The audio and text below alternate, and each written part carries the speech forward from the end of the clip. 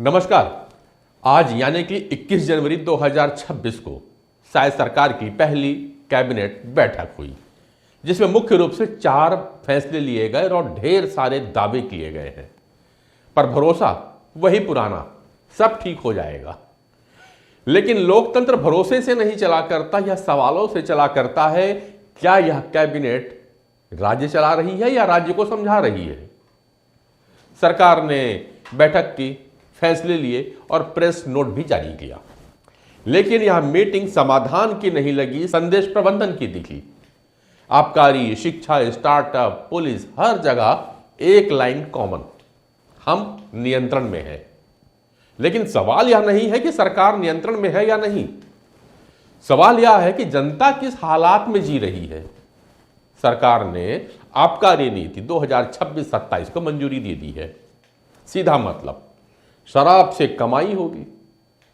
अब सवाल जरा पूछिए, नशे से बर्बाद होते घर कौन देखेगा? युवा पीढ़ी की लत कौन संभालेगा? अपराध बढ़ेगा तो जवाब कौन देगा?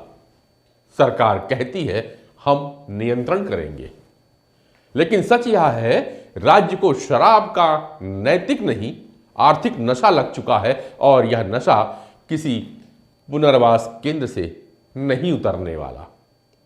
दूसरी बात करते हैं जरा शिक्षा की ओर। यह ज्ञान है या ग्लैमर की बात हुई? SVKM को 40 एकड़ जमीन दे रहे हैं 90 साल की लीज पे। कागज कहता है यहां राष्ट्रीय संस्थान आएगा, लेकिन जमीन पूछती है भाई किसके लिए आएगा? क्या छत्तीसगढ़ के आदिवासी छात्र यहां पढ़ पाएंगे, या यहां भी एक और महंगी फीस, चमकदार कैंपस और सीमित पहुंच का मॉडल बनेगा? शिक्षा अगर ब्रांड बन गई और छात्र ग्राहक, तो समझ लीजिए शायद ज्ञान पैकेज बनने जा रहा है। यहां विकास नहीं, प्रेजेंटेशन हुआ। AI, मेडिटेक, स्मार्ट एग्रीकल्चर, अरे सुनने में बड़े शानदार शब्द लगे, लेकिन दिखने में शायद उतने नहीं, क्योंकि सवाल सीधा है। स्टार्टअप कौन करेगा भाई? अरे जिस राज्य में इंटरनेट कमजोर हो, स्किल डेवलपमेंट की ट्रेनिंग अधूरी हो, रिसर्च कल्चर है नहीं, वहां स्टार्टअप बिना आधार के इमारत जैसा ही तो रहेगा। अगर यह नीति सिर्फ सेमिनार और MOU तक सीमित रही तो इसे क्या कहेंगे? अब बात जरा स्वास्थ्य विभाग की भी कर ली जाए, जहां मशीनें तो आई लेकिन भरोसा नहीं आ रहा। सरकार कहती है कि सरकारी अस्पतालों में लैब मौजूद होंगे, लेकिन जनता कह रही है कि रिपोर्ट बाहर से कराने को डॉक्टर कहते हैं। खतरनाक है यह स्वास्थ्य व्यवस्था। अगर भरोसा नहीं है तो मशीनें भला किस काम की? वे तो लाचार ही रहेंगी। सरकार को समझना होगा यह सिर्फ इंफ्रास्ट्रक्चर का संकट नहीं, विश्वास का संकट है। अब सुरक्षा कौन देगा? किसका साया होगा? क्योंकि अब लागू होने जा रही है पुलिस कमिश्नरेट रायपुर में। हालांकि गृह मंत्री ने कहा, डिप्टी CM साहब ने, कि ये हम पूरे जिले में लागू करने का विचार कर रहे हैं, इसलिए अभी कमिश्नरेट रायपुर में थोड़ा देरी से आएगा। चलिए, मगर जरा समझिए, पुलिस कमिश्नरेट सिस्टम में सरकार क्या कहती है? कहती तेज फैसला हो जाएगा, लेकिन सवाल पूछते हैं किसके लिए तेज होगा?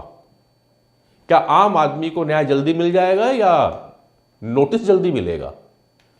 इतिहास तो यही बतलाता है कि अब शक्ति बढ़ी है और जवाबदेही नहीं है तो कानून में डर पैदा होने लगता है।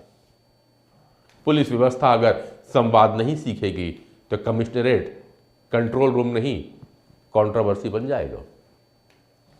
चलिए कुछ और भी बातें कर लेते हैं, क्योंकि बारिश की उल्टी गिनती शुरू होने में भी देर है, लेकिन कार्यशाला तो हुई, प्रेजेंटेशन भी होते हैं, फोटो खींची जाती है, लेकिन बारिश इन सबको नहीं देखेगी।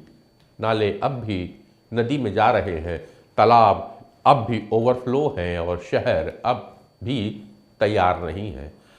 आपदा अचानक नहीं आती है, उसे तैयार किया जाता है लापरवाही से। अगर यह कार्यशाला फाइलों में बंद हुई तो अगली आपदा जनता की लाशों में ही खुलने वाली है। इसलिए अंतिम सवाल पूछता हूं, यह विकास किसके लिए है? शायद सरकार।